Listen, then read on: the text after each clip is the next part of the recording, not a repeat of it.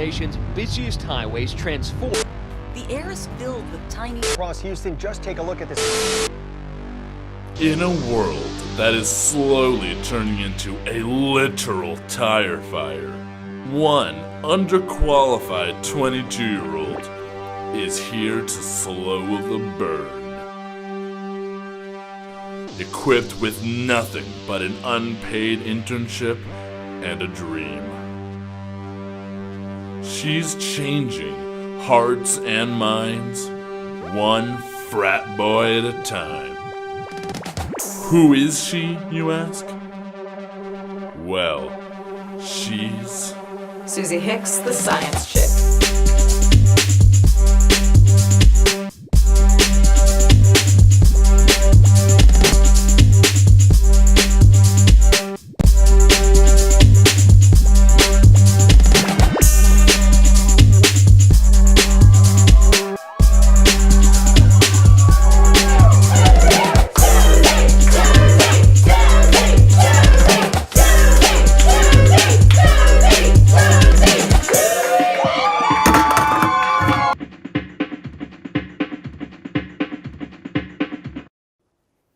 Greetings! I've been waiting for you.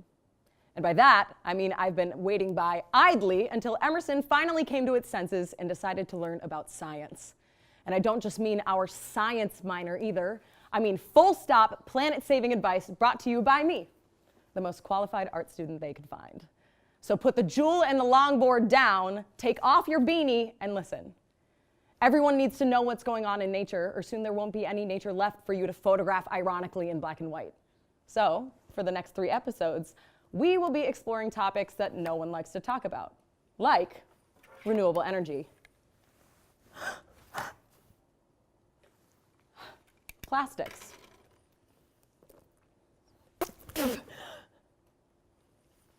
and meat.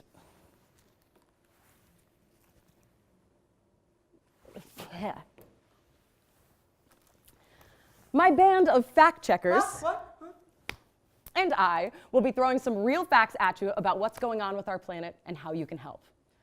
I know you're probably thinking, oh, I already know the planet's dying. I'd rather be watching Rick and Morty and thinking about my own mortality. But let me tell you something.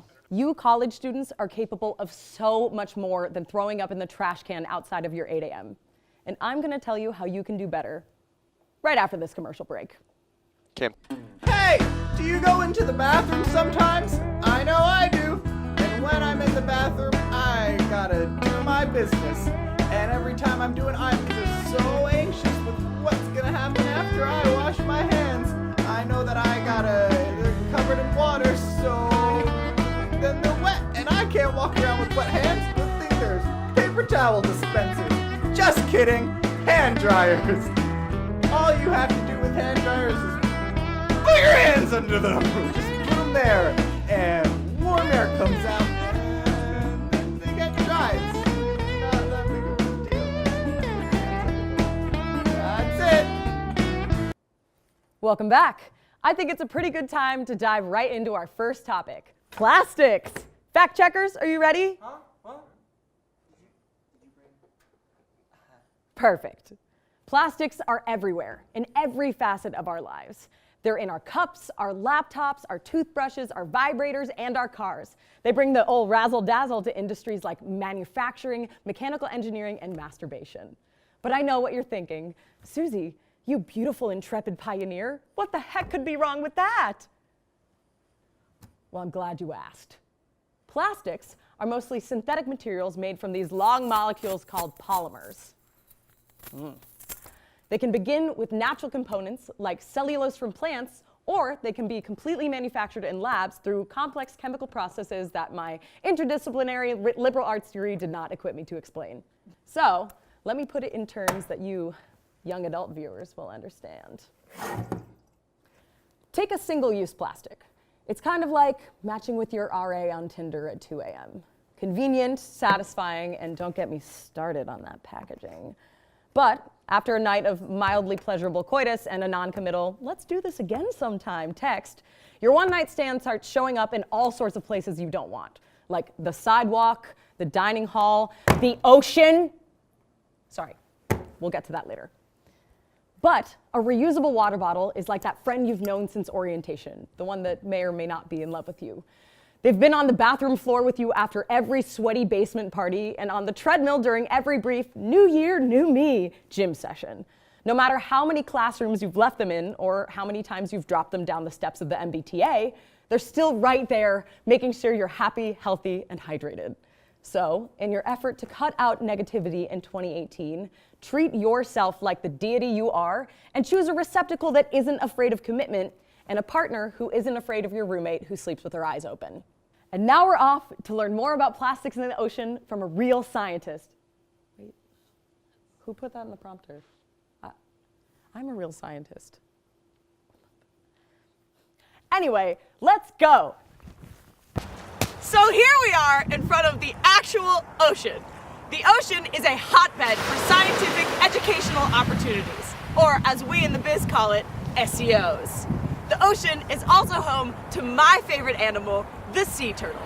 A fun fact about sea turtles is that when a mother sea turtle gets ready to lay her eggs, she waddles up on shore alone with no man and gives birth to over 100 children.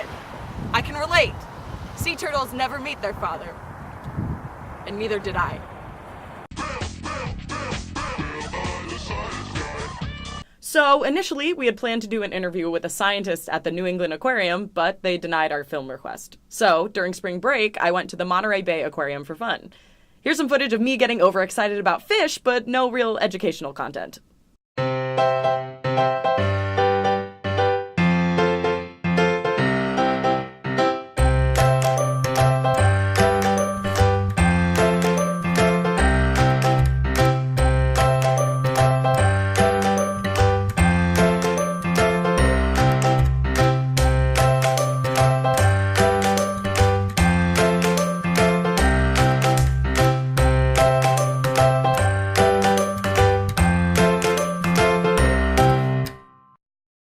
So here I am with Amy Elvidge, who is the sustainability coordinator for Emerson College. I'm a huge fan of her work. So she is the perfect person to talk to about the fissue of all the plastics we consume.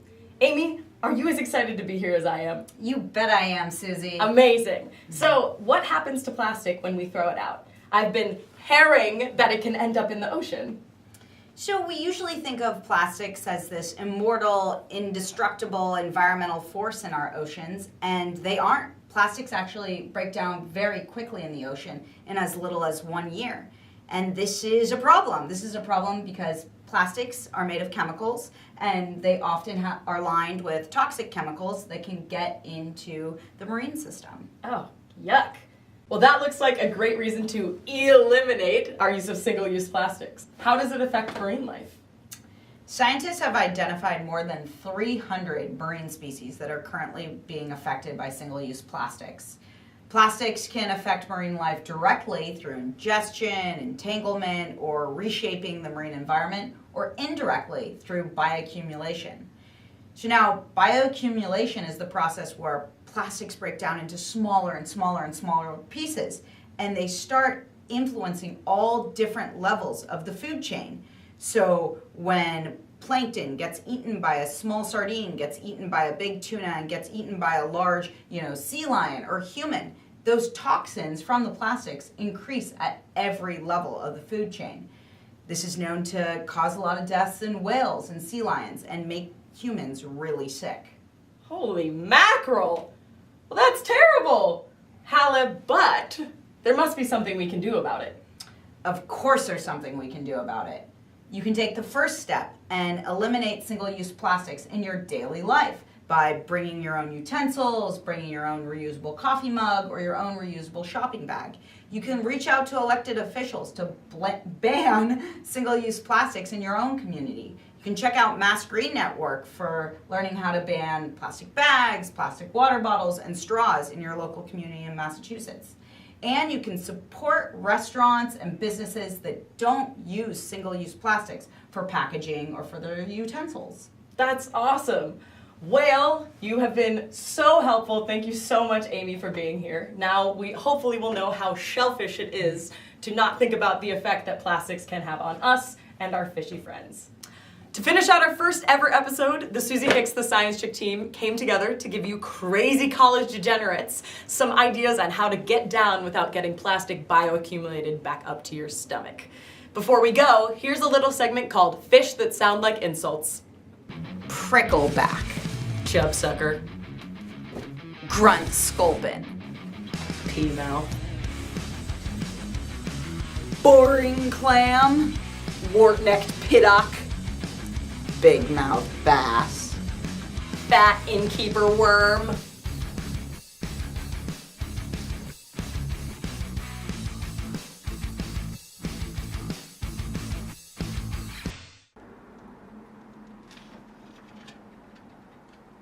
Despite many U.S. universities, including Emerson, banning the sale of plastic water bottles on campus, colleges still have a long way to go in terms of cutting their plastic use. Think about the last party you went to. How many sticky plastic styrofoam cups littered the ground at the end of the night? It might be tough to think about environmental responsibility when you're 3 jungle juices deep and aren't sure if the puke on your shirt is from you or from the guy you just met who asked you to call him Emperor Rubinov. But all it takes is a little bit of planning and you can throw a party that's worth the hangover and is single-use plastic free. It's time to get ready for your gathering of eco-warriors. Everyone knows that good party hair starts in the shower, but plastic shampoo and conditioner bottles tend to end up in landfills or the ocean because 91% of all plastic is not recycled. Shampoo bars are a great alternative, just as effective as classic bottled shampoo and conditioner, but without all the waste. Scrub-a-dub-dub! We all like to shine when we get our groove on the weekends, but unfortunately glitter is a microplastic. So a big no-no for the college eco-warrior. But don't worry, you shining star, because biodegradable glitter is widely available, and many are made out of sustainably farmed plant cellulose or other less environmentally harmful materials. So sparkle on. Once you've glittered up and donned your freshly ironed dancing lab coat, it's time to party.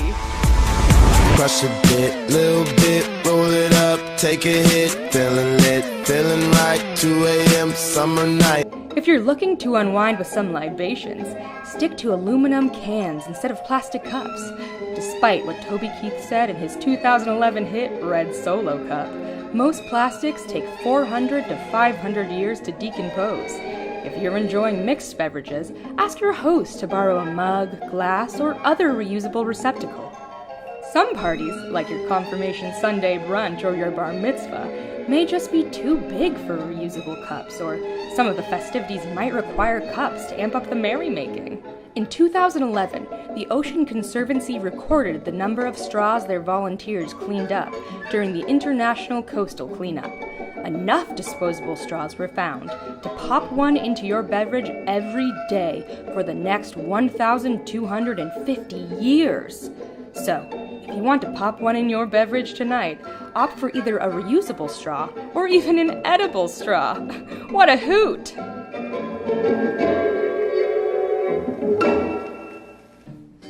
No great shindig is complete without hors d'oeuvres, and goodness knows a top-notch eco-host would never leave her guests wanting for healthy snick-snacks. Because the Great Pacific Garbage Patch is already twice the size of Texas, we should probably avoid adding to it. A great way to do that is to substitute plastic plates and cutlery for bamboo. Bamboo? Can do!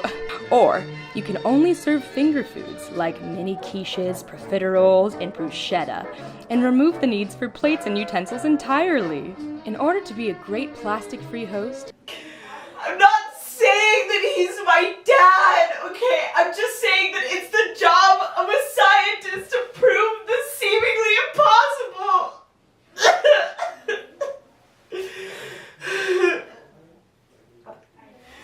Get out! Get out!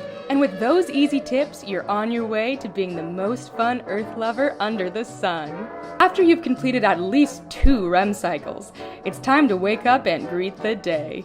You may have a little tidying that you didn't get to last night after the festivities, but first things first, oral hygiene. No need to ruin your plastic-free streak now. Bamboo toothbrushes are widely available. Because of its fast growth rate, up to 24 inches a day, Bamboo can be harvested faster than hardwoods, making the source extremely renewable. Its strength is truly enduring, and the material's flexibility makes it a versatile solution for a wide range of plastic replacement needs. Don't forget to floss, you kooky little panda. One of the best parts of throwing any fine hootenanny is yummy leftovers the next day. You might have just thrown them in the fridge last night, but now it's time to seal in the flavor. No need to reach for Ziploc bags or cling wrap, or even plastic Tupperware. Metal Tupperware is a great reusable option for all your food storage needs. It fits great in any fridge and makes meal planning a breeze. After a long night of rubbing elbows with your party crowd, it's important to lubricate that funny bone. Last year, the average American used 167 plastic water bottles. Here at Suzie Hicks, the Science Chick, we want to cut that number to zilch. So, grab a reusable water bottle and start another day as the healthy, happy, hydrated eco-warrior, or HHHEW, as we like to say, that you are. Well, everybody, that's our show. I hope the next time you reach for that plastic water bottle or the styrofoam plate, you'll see this face and make the more sustainable choice. Remember, plastic, just like existential dread about the identity of your father, never really goes away. Anyway, thanks for tuning in, and we'll see you for the next episode of Suzie Hicks, the Science Chick. 1, 2, 3, 4. Listen to me. The human world, it's a mess. Life under the sea is also a mess. The bottles always look greener when they're floating on a wave. We discard our plastic wrappers, but that is a big mistake. Just look at those CVS bags, they're strewn on the ocean floor. Or maybe that ice Venti cup, is that what you're looking for? It's in the sea, it's in the sea. Darling, there's litter, even in glitter, take it from me. Up on shore we make waste all day, out in the sun we throw away. While we're out boating, garbage is floating, it's in the sea. The turtles below ain't happy, they're stuck inside plastic rings.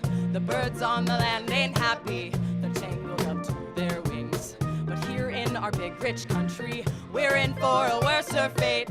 One day when you all get hungry, guess what's going on your plate? Uh-oh, it's in what you eat. It's in what you eat. Fragments of plastic can get real drastic internally. Fish may be great for us to cook, but not when there's garbage on the hook. The ocean's got troubles, those aren't bubbles, they're microbeads. And they're in the sea. Like plankton, they're little and confused for kibble by sea monkeys. So when they get chomped by bigger fish, they come with an unexpected garnish. The pesticide spices, because of our vices, are in the sea. Well, there's hooks in the brooks and balloons and lagoons. So the stork eats the fork and the loon eats the spoon. The carp eats the tarp, SARS eating jars. The goose eats refuse for days. The squid eats the lid while Jaws eats some straws. The fish eats the dish, the duck eats the cup. While they're on the route, the trout should watch out, 'cause here comes an ashtray.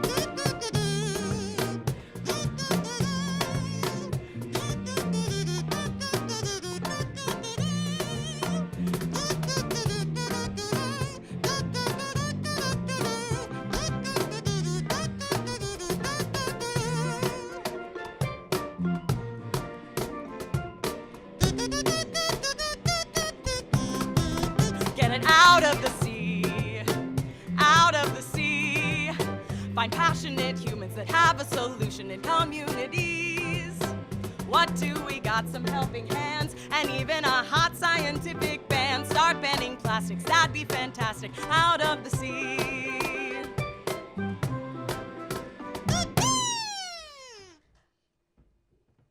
Stop eating plastic! It's bad for you!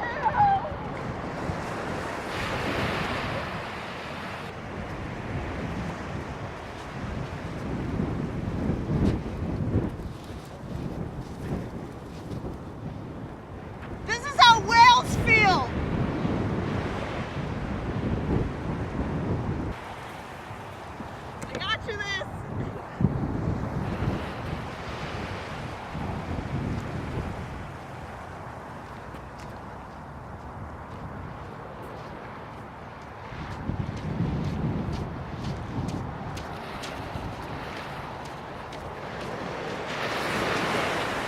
I got you this.